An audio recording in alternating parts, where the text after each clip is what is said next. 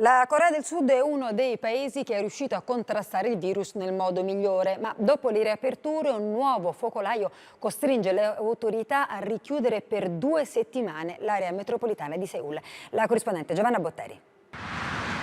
Bucheon, città satellitare alle porte di Seul, è in una delle tante società di commercio online, la Coupang, che i sanitari sudcoreani scoprono un nuovo focolaio infettivo.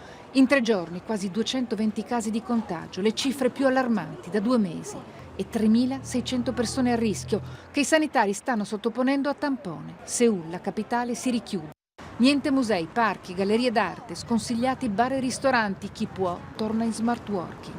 Eppure le autorità sanitarie non sembrano allarmate. La prova? I bambini più piccoli, prima e seconda elementare, sono tornati in classe come previsto. Controlli dentro e fuori la scuola, ma tutti di nuovo seduti ai banchi. La Corea del Sud non abbassa la guardia e si adatta alla nuova normalità.